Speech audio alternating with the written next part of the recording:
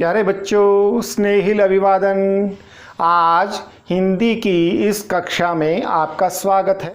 आज हम 10वीं कक्षा की हिंदी की पाठ्य पुस्तक क्षितिज भाग 2 में काव्य खंड के अंतर्गत राम लक्ष्मण परशुराम संवाद पर चर्चा करेंगे।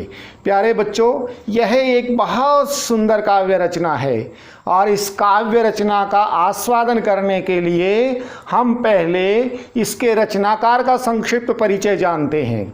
आपकी पाठ्य पुस्तक में प्रत्येक पाठ से पूर्व उसके रचनाकार का परिचय दिया गया है। हमें वो रचनाकार का परिचय न केवल परीक्षा की दृष्टि से अच्छे अंक प्राप्त करने के लिए अपितु उस रचना का पूर्ण आस्वादन करने के लिए, आनंद प्राप्त करने के लिए भी पढ़ना अवश्य चाहिए। प्यारे बच्चों, यह रचना हिंदी के मूर्धन्य महाकवि तुलसीदास जी द्वारा लिखी गई है। यह उनके प्रबंध काव्य रामचरितमानस के बालकांड से संकलित की गई है। प्यारे बच्चों, तुलसीदास हिंदी के भक्ति काल के एक मूर्धन्य शीर्षस्थ रचनाकार थे। उनकी रचना धर्मिता को आंकते हुए हिंदी के एक प्रसिद्ध सुविख्यात समालोचक ने तो यहाँ तक कह दिया था कि सूर सूर तुलसी शशि उड़गुन केशवदास, यानी सूरदास जी सूर्य के समान हैं तो महाकवि तुलसीदास जी का साहित्य चंद्रमा के समान है और केशवदास तारों के समान है।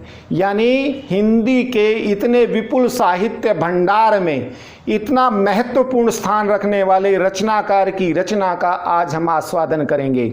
और प्यारे बच्चों, ये जो रचनाकार हैं, ये रचनाकार महाकवि तुलसीदास हिंदी के भक्तिकालीन युग के रचनाकार हैं और भक्तिकालीन युग के रचनाकारों में अनेक मार्ग हुए हैं, मत मतांतर हुए हैं।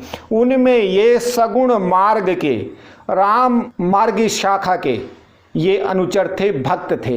इन्होंने अपना जितना भी साहित्य सृजन किया अपने आराध्य, अपने इष्ट राम की उपासना के लिए किया। इनकी जितनी भी रचनाएं हैं, अधिकांश रचनाएं उन्हीं के चरित्र के इर्द गिर्द घूमती हैं। रामचरितमानस भी उनमें से एक है। प्यारे बच्चों, उनके जीवन के बारे में बहुत अधिक प्रामाणिक कुछ उपलब्ध नहीं है। कारण क्या है कि ऐसे कवियों की रचना धर्मिता का मुख्य लक्ष्य, मुख्य ध्येय केवल अपने इष्ट की आराधना वंदना हुआ करता था। वे अपने आप को दीनहीन दास रूप में इंगित करते थे।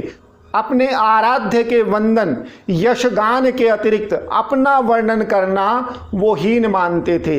इसलिए यत्र तत्र कुछ संकेतों के रूप में भले ही इंगित हुआ हो, विस्तार से उनका वर्णन नहीं मिलता। ऐसा माना जाता है कि उनका जन्म बांदा जिले के राजापुर गांव में हुआ था और कुछ अन्वेषक तो यह भी मानते हैं कि उनका जन्म एटा के सोरो गांव में हुआ था और ये दोनों ही गांव उत्तर प्रदेश में स्थित हैं। तुलसीदास के जन्म के बारे में मान्यता है कि उनका जन्म 1532 ईस्वी में हुआ और प्यारे बच्चों, इनके पिता का नाम आत्माराम दुबे और माता का नाम हुलसी था। किंवदंतियों में ऐसा माना जाता है कि अशुभ नक्षत्र में जन्म लेने के कारण माता पिता ने इनको जन्म से ही त्याग दिया था और जन्म से परित्यक्त होने के कारण, त्यागे जाने के कारण इनका अधिकांश बचपन भिक्षाटन में बीता, इधर उधर घूमते फिरते। इनका विवाह रत्नावली नामक एक सुंदर सुकन्या से हुआ और यह उसके रूप के ऊपर इतने आसक्त थे कि एक बार मायके जाने के बाद उसके पीछे पीछे उसको वापस लाने के लिए चले गए। वहाँ पर उनको अपनी पत्नी के द्वारा मीठी भर्त्सना मिली। उन्होंने कहा, लाज न आवत आपको दोरे आयहु साथ, यानी आप मेरे साथ दौड़े चले आए। मेरे इस शरीर से, मिट्टी के शरीर से आपको इतना अपनापन, इतना प्रेम, इतना मोह है। अगर आप इतना मोह, इतना प्रेम अपने इष्ट आराध्य के प्रति लगा लें तो आपको ईश्वर की प्राप्ति हो जाए। और यह बात उनके मन में इतने गहरे बैठ गई कि उसी समय उन्होंने घर का परित्याग कर दिया और उन्हें भ्रमण करते करते गुरु रूप में नरहरिदास मिले और नरहरिदास की प्रेरणा से उन्होंने काशी में रह करके वेद, पुराण, उपनिषद, आरण्यक आदि हिंदू पौराणिक शास्त्रों का बहुत गहरा अध्ययन किया और उसी गहन अध्ययन के कारण उनके काव्य के अंदर इनकी शब्द संस्कृति, शब्द संसार इतना समृद्ध मिलता है कि शायद हिंदी के ऐसे किसी और रचनाकार का हो। साहित्यकारों द्वारा तुलसीदास की 12 रचनाएं प्रामाणिक रूप से मानी जाती हैं। उनमें रामचरितमानस, कवितावली, गीतावली, दोहावली, कृष्ण गीतावली, विनय पत्रिका, जानकी मंगल और पार्वती मंगल बहुत अधिक ख्याति प्राप्त हैं। साहित्यिक कृति के रूप में, एक धार्मिक ग्रंथ के रूप में, एक लोक ग्रंथ के रूप में रामचरितमानस को जितनी ख्याति और प्रचार प्रसार मिला है, संभवतः साहित्य जगत में किसी अन्य ग्रंथ का ऐसा उदाहरण मिलना दुर्लभ है।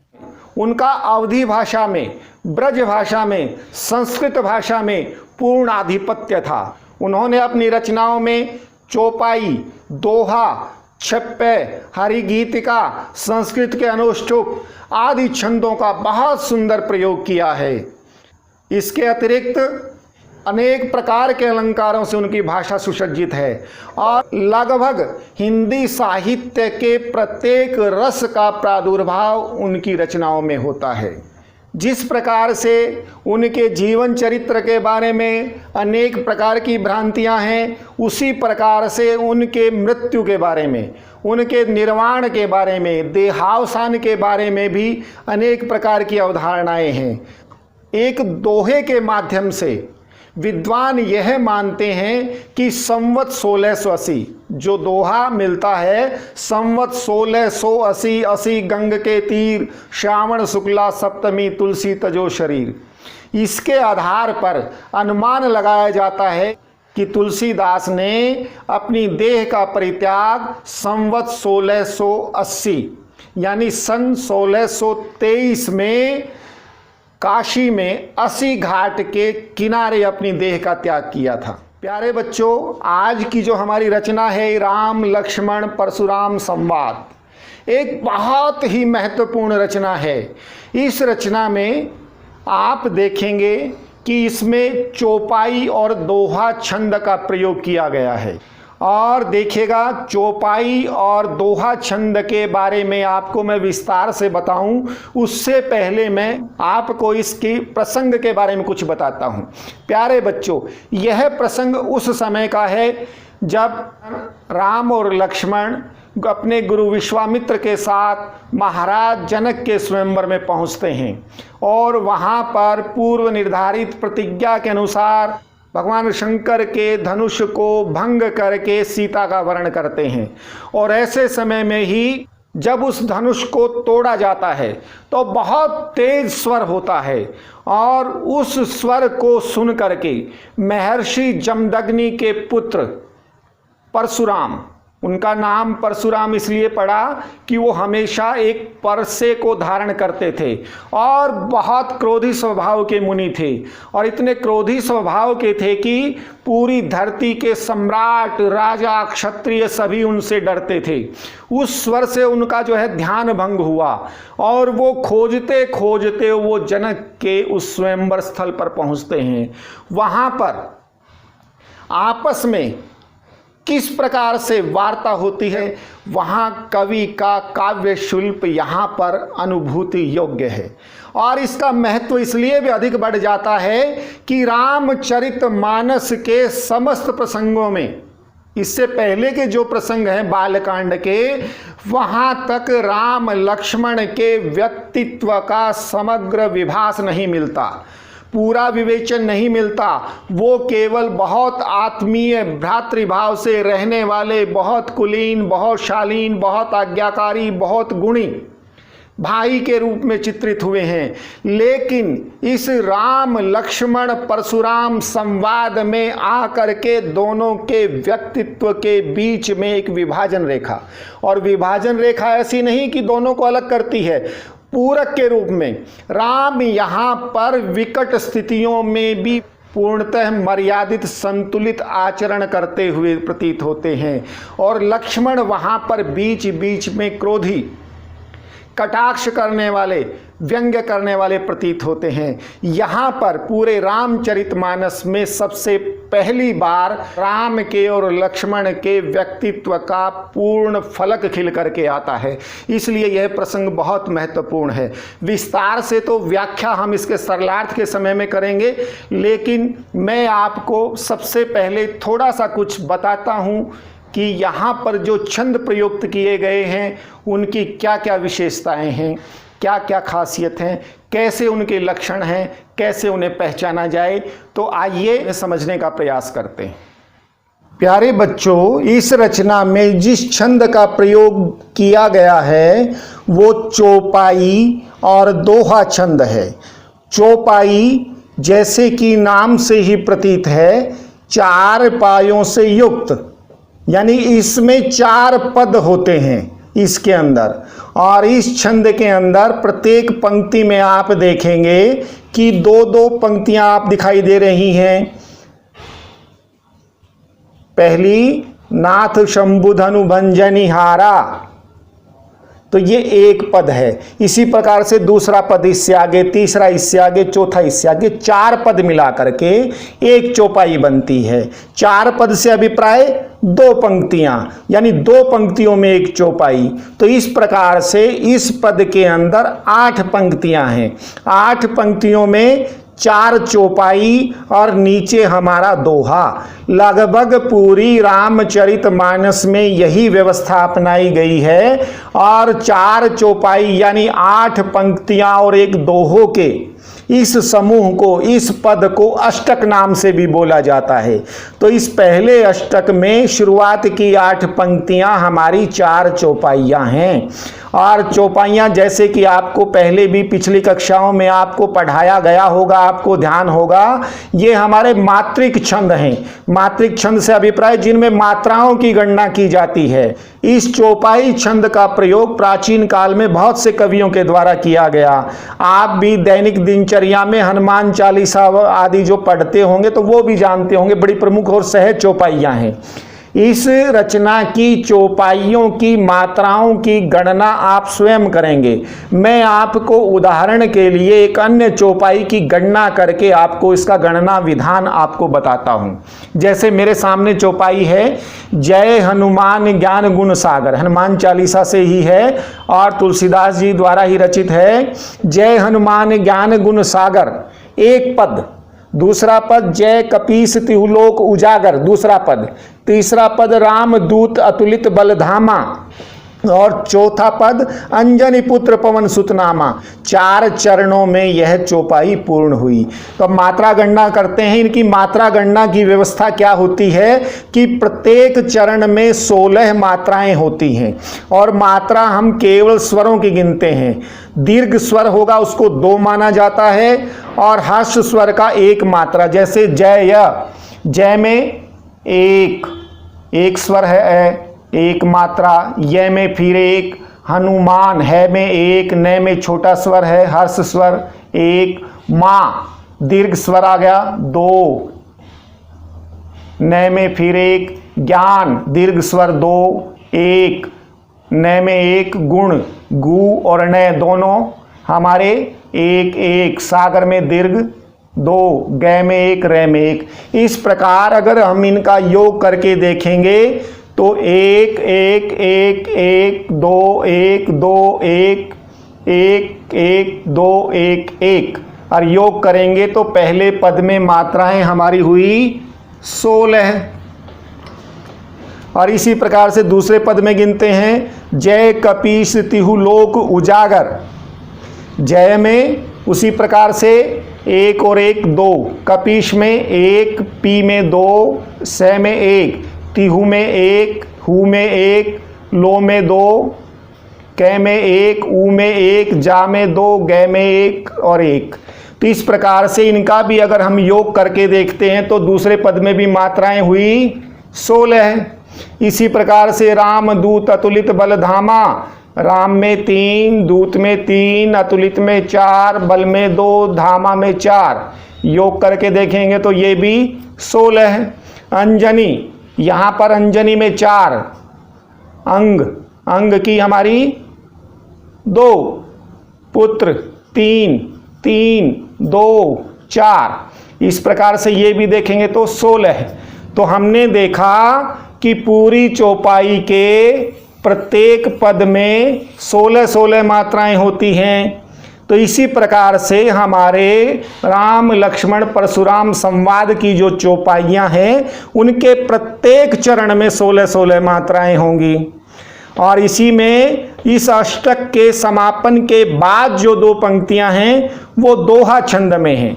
और दोहा छंद के अंदर क्या व्यवस्था होती है, और देखिएगा मैं हनुमान चालीसा से ही एक दोहे का उदाहरण आपको दे करके इसको समझाता हूँ, और आप अपनी कविता में इन मात्राओं की गणना स्वयं करेंगे। श्री गुरु चरण सरोज रज निज मनु मुकुर सुधारी, तो पहला पद श्री 2 मात्राएं, गुरु 2, चरण 3, सरोज 4, रज 2। इस प्रकार से पहले चरण में योग 13 है। निज मनु मुकुर सुधारी, निज में 2, मनु में 2, मुकुरु में 3 और सुधारी में 4, इस प्रकार से 11 है। यानी पहले चरण में 13, दूसरे में 11 है। तीसरे चरण में बरनऊ रघुवर विमल जसु, इसकी भी गणना करेंगे तो 13 है। जो दायकु फलचारी 11 है। इस प्रकार से हम देखेंगे कि दोहे के अंदर 4 चरणों में, जिस प्रकार चौपाई के चारों चरणों में 16-16 समान मात्राएं थी, इसलिए उसको सममात्रिक छंद कहा जाता है। लेकिन दोहे के अंदर 4 चरण हैं, तो पहले और तीसरे चरण में समान है, दूसरे और चौथे में समान है, यानी कि पूर्णतः चारों चरणों में समान नहीं है, इसलिए इसको अर्ध सममात्रिक छंद कहा जाता है।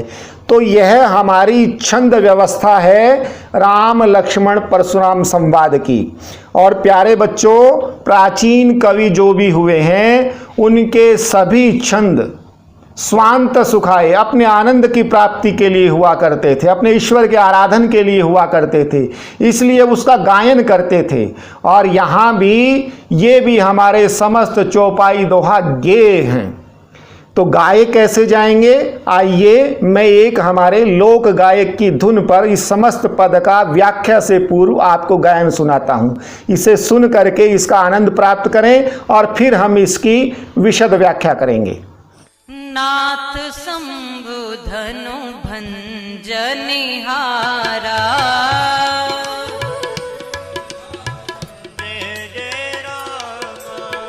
होइए को एक दास तुम्हारा,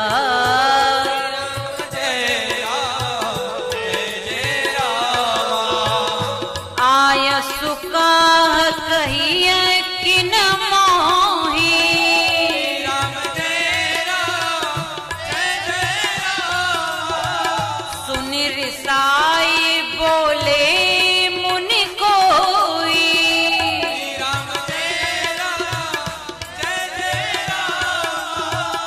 सेवक सो जो करे सेवकाई,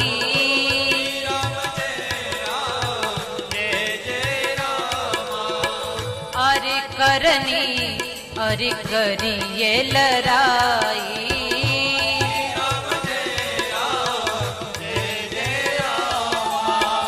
सुनहु राम जहि शिव धनु तोरा,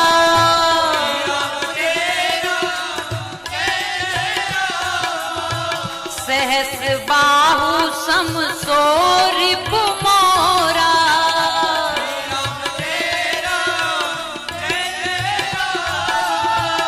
सो बिलगाए बिहाई समाजा,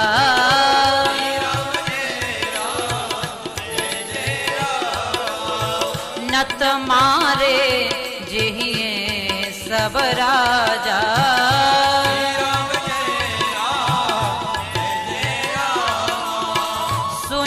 मुनि वचन लखन मुस्काने।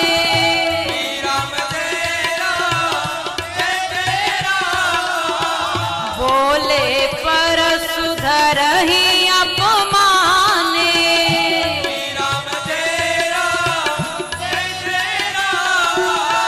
बहुधनु ही तोरी लड़काई।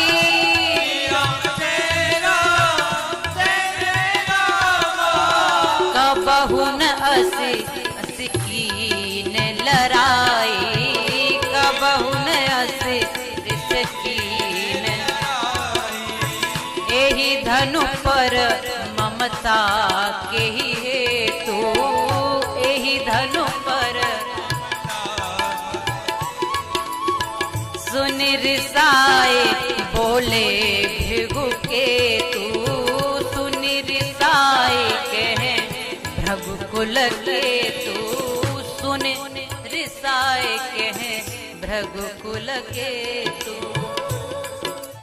रे नृप बालक काल बस बोलत तोहे न समान।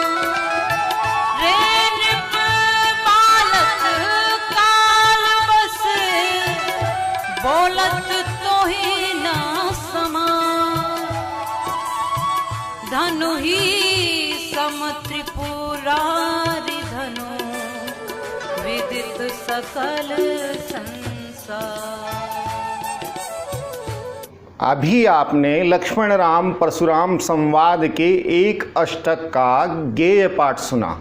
उम्मीद है आपने इसके माधुर्य का, मिठास का, अर्थ का आनंद लिया होगा। तो प्यारे बच्चों, आओ अब इसके सरलार्थ, शब्द की व्यंजना, शब्द के सौंदर्य, काव्य के सौंदर्य पर चर्चा करते हैं। सबसे पहली पंक्ति है नाथ संबुधनु भंजनिहारा। नाथ का अभिप्राय यहाँ पर संबोधन है। जब परशुराम क्रोधित होकर के सभा मंडप में आते हैं, उनके क्रोध को भांप करके सभी राजा भयभीत होकर के दुबक करके बैठ जाते हैं। तब राम, जिन्होंने धनुष को भंग किया था, तोड़ा था, वो बड़े मर्यादित भाव से परशुराम को संबोधित करते हुए कहते हैं, हे नाथ, हे स्वामी। नाथ का अभिप्राय स्वामी, आदर पूर्वक संबोधित किया गया है। संबुधनु भंजनिहारा। संबुधनु यानी शंभु के धनुष। देखिएगा, तत्पुरुष समास है ये। शिव का धनुष और शंभु से और शय, इस अंतर को समझिएगा। यह भाषाओं के अंदर आंचलिक प्रभाव के कारण ऐसा होता है।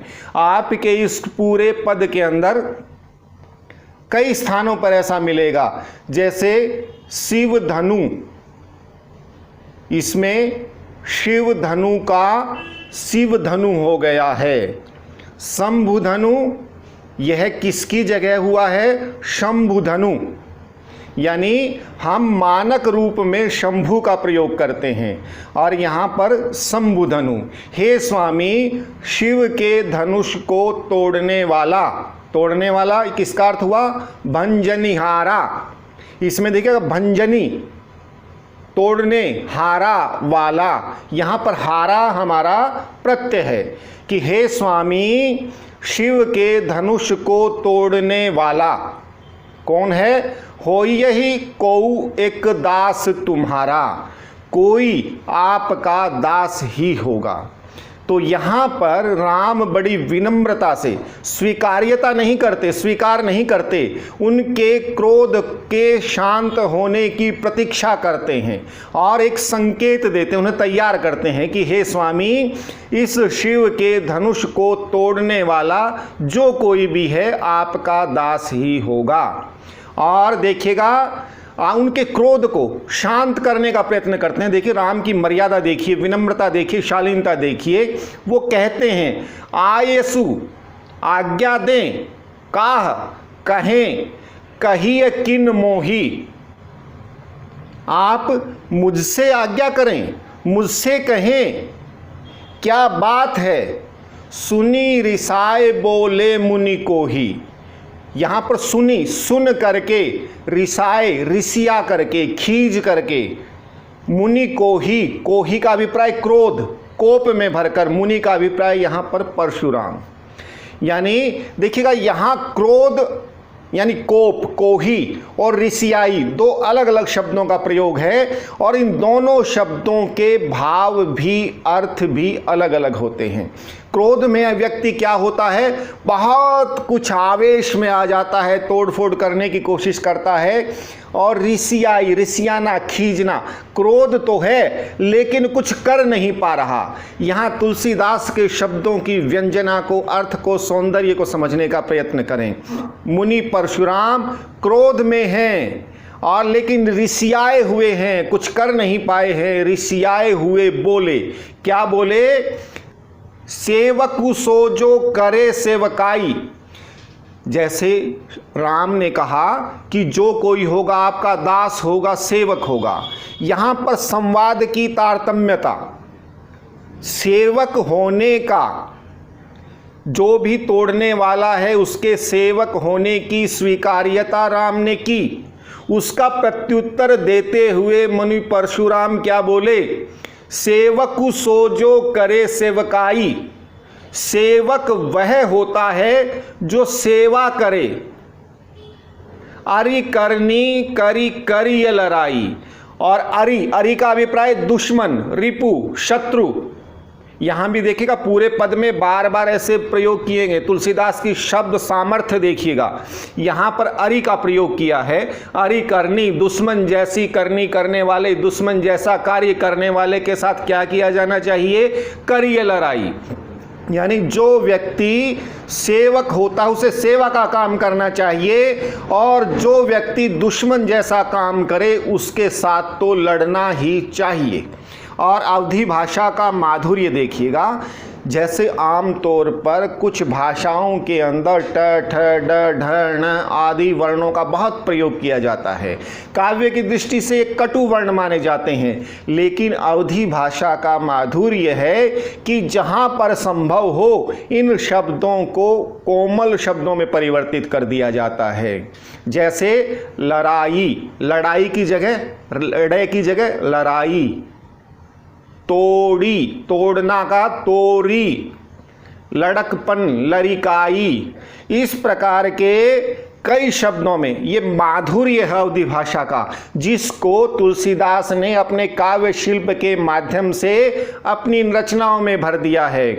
तो यहाँ आगे चलते हुए क्या कहते हैं, बहुत अधिक क्रोध में रिसिया करके मुनि परशुराम आगे बोलते हैं, सुनहु राम। देखिएगा वहां पर सबसे पहले सभा में मुनि के कोप को देखते हुए ही राम आगे आए हैं। अतः वहां पर संबोधन के लिए परशुराम सीधे राम को संबोधित करते हैं। सुनहु राम जेहि शिव धनु तोड़ा। सुनहु राम जेहि शिव धनु तोड़ा। देखिए पहले क्या था, शंभु धनु, यहां पर है शिव धनु। यह भी देखिएगा शब्द का सौंदर्य, एक परिवर्तन, उनके शब्द का सामर्थ्य। और आगे फिर अंत में आता त्रिपुरारी धनु। एक ही भाव के लिए अलग अलग शब्दों का प्रयोग ताकि हम सभी शब्दों का रसास्वादन कर सकें। शंभु धनु, शिव धनु और त्रिपुरारी धनु, इस प्रकार एक ही पद के अंदर इतना सौंदर्य। देखिएगा, सुनहु राम जेहि शिव धनु तोड़ा। हे राम सुनो, जिसने शिव के धनुष को तोड़ा है। सहस बाहु समसो रिपु मोरा। वो मेरा सहस्र बाहु राक्षस के समान शत्रु है। यहाँ और एक पौराणिक कथानक जुड़ता है हमारे प्रसंग से। सहस्र बाहु की और परशुराम का वैमनस्य था पुराना। हमें सरलार्थ में नहीं लिखना है, लेकिन समझने के लिए, कथानक को समझने के लिए हम जान सकते हैं। महर्षि जमदग्नि के आश्रम में कामधेनु थी और एक बार सहस्त्रबाहु अपने सेना सहित वहाँ आश्रम में आए और महर्षि जमदग्नि ने उनकी खूब सेवा शुश्रूषा की। हजारों की संख्या में सैनिक थे, पूरी की पूरी फौज थी, पूरा लश्कर था। तो सहस्त्रबाहु के मन में जिज्ञासा हुई कि एक ऋषि के आश्रम में इतना सामर्थ्य, इतना धन धान्य कहाँ से आया कि पूरी की पूरी सेना को उन्होंने तृप्त कर दिया। जानने पर पता चला कि उनके आश्रम में एक कामधेनु गाय है और उन्होंने ऋषि से वो मांग ली। ऋषि ने कहा मैं नहीं दे सकता, तो उन्होंने उसको बलपूर्वक कामधेनु का हरण करके वो ले गई। वहाँ पर परशुराम की और सहस्त्रबाहु की हमारी दुश्मनी होती है। तो यहीं पर बाद में वो युद्ध करके इसे ले आए थे और यहाँ पर उन्होंने संकेत किया है कि हे राम, जिसने इस महान शिव के धनुष को तोड़ा है वह मेरा उसी प्रकार से शत्रु है जिस प्रकार से सहस्त्रबाहु मेरा शत्रु था। और इससे आगे देखिएगा, एक और चित्र को समझेंगे। जब कक्षा में कोई बच्चा शरारत करता है और अध्यापक को पता नहीं चल पाता, तो अध्यापक कक्षा में आकर के क्या कहता है, या तो बताओ ये शरारत किसने की है, ये बेंच किसने तोड़ा है, नहीं तो पूरी कक्षा को दंड मिलेगा। ऐसा होता है ना। बिल्कुल उसी प्रकार की स्थितियां देखिएगा। जब सीधे सीधे क्रोधित हुए परशुराम को यह पता नहीं चल पाता कि ये शिव धनु किसने तोड़ा है, उस समय क्या कहते हैं वो, सो बिलगाऊ बिहाई समाजा, जिसने यह महान शिव का धनुष खंडित किया है, ये जो राजा समाज यहाँ पर बैठा है उससे विलग हो जाए। अवधि में एक और विशेषता है, जिस प्रकार से श को स में बदलना, उसी प्रकार से काफ़ी स्थानों पर व को ब में बदलने की भी है। तो आप इस पद में कई स्थानों पर ऐसे शब्दों को छाट सकते हैं, विलग होना और बिलग होना। तो सो बिलगाऊ, वह विलग हो जाए, बिहाई समाजा, जो राजाओं का समाज है इससे अलग हो जाए। और नहीं तो क्या होगा फिर, न तय मारे जय हैं ही सब राजा, नहीं तो मैं सभी राजाओं का, जो भी सभा में उपस्थित हैं, नहीं तो मैं सभी राजाओं का वध कर दूंगा। तो सीधा सीधा चेतावनी देते हैं परशुराम कि जिसने भी इस महान शिव के धनुष को खंडित किया है वह इस राजाओं के समाज से, सभा से अलग होकर के मेरे सामने आकर के खड़ा हो जाए, नहीं तो मैं सभी राजाओं का वध कर दूंगा। और जब ऐसा कोपे नियंत्रित क्रोध देखते हैं तो उस समय में देखिए क्या होता है, सुनी बचन लखन मुस्काने, परशुराम के वचन सुन करके लखन मुस्कुराते हैं, एक व्यंग्य पूर्वक मुस्कान। देखिएगा जितना मर्यादा में राम के प्रत्युत्तर हैं, वो संवाद कर रहे हैं, वहाँ पर जब देखा फिर भी उनका कोप शांत नहीं हो रहा है, तो पूरक रूप में सभा में लक्ष्मण कुछ प्रतिक्रियाएं देना आरंभ करते हैं। और अब उनकी शुरुआत होती, सुनी मुनि वचन लखन मुस्काने। आप देखिएगा मुनि के वचन सुन करके, उनके क्रोध भरी बातों को सुन करके लक्ष्मण मुस्कुराते हैं। क्या बोलते हैं, बोले परशु धरहि अवमाने। अब देखिए यहाँ पर शब्द सामर्थ्य देखिएगा, परशुराम के लिए भी कितने शब्दों का प्रयोग किया गया है केवल एक ही पद में। परशु धरहि, परशु को धारण करने वाले, आगे की पंक्तियों में आएगा भृगुकुल केतु, भृगु के कुल की पताका रूप में है, मुनि, गोसाई, नाथ। किस प्रकार से इतने शब्दों का प्रयोग किया गया है।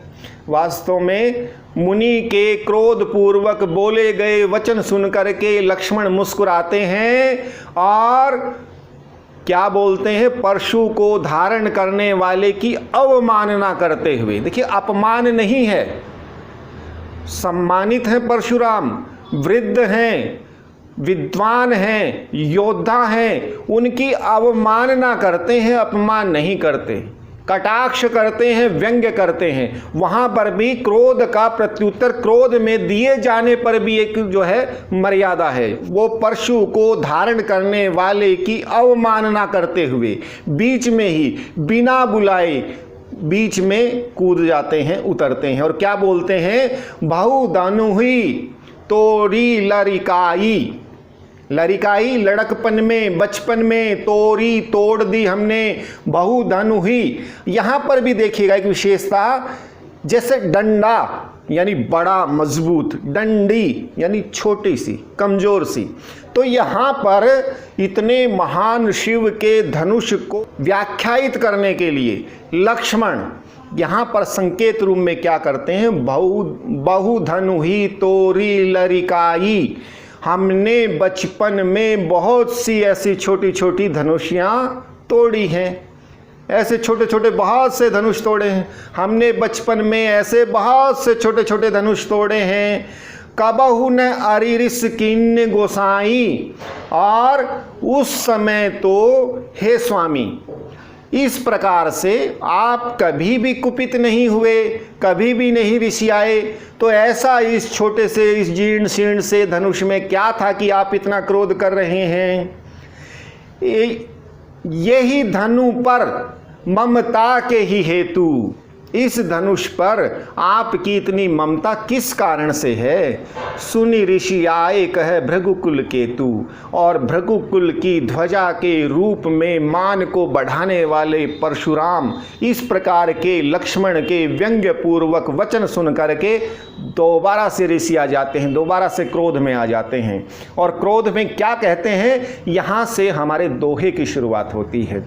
रे नृप बालक काल बस, नृप बालक राजा के बालक हो, तभी राजाओं की सभा में हो, राजसी परिधान देख करके, धनुष धारण किए हुए देख करके केवल इतना पहचाना है कि वह राजाओं के कोई बालक हैं। रे नृप बालक काल बस, काल यानी मृत्यु के वशीभूत हो करके, यहाँ पर भी शय और सय का अंतर है। काल बस यानी मृत्यु के वशीभूत हो करके, हे राजाओं के बालक, बोलत तो ही न संभार, तुमसे संभाल कर बोला नहीं जा रहा है। यानी हे लक्ष्मण, हे राजा के बालक, तुम काल के वशीभूत हो गए हो, इसलिए ही तुम्हारी जिह्वा, तुम्हारे शब्द तुम्हारे नियंत्रण में नहीं है। क्यों तुम काल के वश क्यों हो गए हो? धनु ही सम त्रिपुरारी धनु, त्रिपुरारी यानी भगवान शंकर, शिव, शंभु, उमापति, चंद्रशेखर, धनु ही सम त्रिपुरारी धनु, भगवान शिव के इतने महान धनुष को एक तुम छोटी सी धनु ही के समान कह रहे हो। विदित सकल संसार, जिसको सारा संसार जानता है, जिनका मान सारा संसार करता है, इसलिए लगता है कि काल तुम्हारे सिर पर मंडरा रहा है। तो प्यारे बच्चों, उम्मीद है आपने इस पूरे पद का समस्त भाव आत्मसात कर लिया होगा। इसको समझने में आपको आनंद आया होगा। राम का आचरण कैसा है, मुनि क्यों क्रोधित थे, मुनि इस सभा में क्यों आए, मुनि ने क्या क्या वचन कहे, राम ने क्या उत्तर दिए, लक्ष्मण का स्वभाव कैसा था, लक्ष्मण ने किस प्रकार से प्रतिक्रिया की, लक्ष्मण ने अपने बचपन के बारे में क्या सुनाया, सभी बातें आपकी समझ में आ गई होंगी।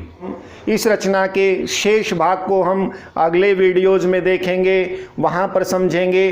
तब तक आप इसे समझने का प्रयत्न करते रहिए और इस काव्य भाषा के सौष्ठव का आनंद लेते रहिए।